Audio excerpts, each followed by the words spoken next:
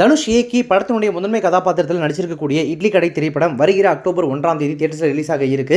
நித்யா மேனன், அருண் விஜய் உள்ளிட்ட பலர் நடித்திருக்கக்கூடிய இந்த திரைப்படத்திற்கு தனுஷின் நெருங்கிய நண்பரும் இசையமைப்பாளருமான ஜி பிரகாஷ்குமார் அவர் தான் இசையமைச்சிருக்காரு.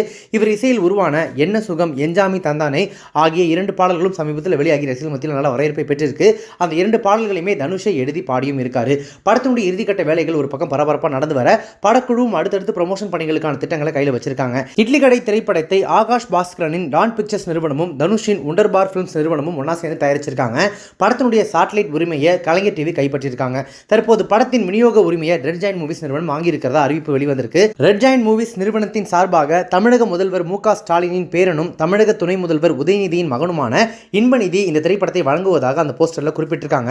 உதயநிதி சினிமாவிலிருந்து விலகிய பிறகு அவருடைய மகன் இன்பநிதி இப்போது ரெட் ஜாயிண்ட் மூவிஸ் நிறுவனத்தின் பொறுப்பிற்கு வந்திருக்காரு. கலைஞர் கருணாநிதி அவர்கள் இருந்த காலத்தில் ஸ்டாலினுக்கு பிறகு உதயநிதி ஸ்டாலின் அரசியலுக்கு வருவாரா அப்படின்னு பரபரப்பா பேசப்பட்ட டைம்ல எனக்கு அரசியலெல்லாம் பெருசா நாட்டம் இல்லை அப்படின்னு சொல்லி சினிமா சைடு வந்து ரெட் ஜாயிண்ட் மூவிஸ் அப்படின்ற ஒரு தயாரிப்பு நிறுவனத்தை தொடங்கி பல திரைப்படங்களை தயாரித்து விநியோகமும் செஞ்சுட்டு இருந்தாரு. காலப்போக்கில் அடுத்தடுத்து படங்கள் நடிச்சிட்டு இருந்த அவர் கலைஞர் கருணாநிதி அவர்களுடைய மறைவுக்கு பிறகு அரசியலுக்குள்ள வந்தாரு.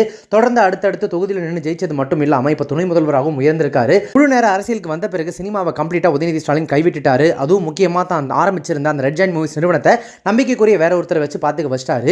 இந்த நிலையில தான் உதயநிதி ஸ்டாலின் அதாவது அப்பாவினுடைய வழியிலேயே இன்பநிதியும் இப்ப அவருடைய தயாரிப்பு நிறுவனத்தை எடுத்து நடத்த போறாராமா. ரெட் ஜாயிண்ட் மூவிஸ் நிறுவனத்தின் பொறுப்பிற்கு வந்தது மட்டுமல்லாம சமீபத்தில் இன்பநிதி அவர்களுக்கு கலைஞர் தொலைக்காட்சி நிர்வாகத்திலும் பொறுப்பு கொடுக்கப்பட்டதாகவும் தகவல் வந்திருந்தது.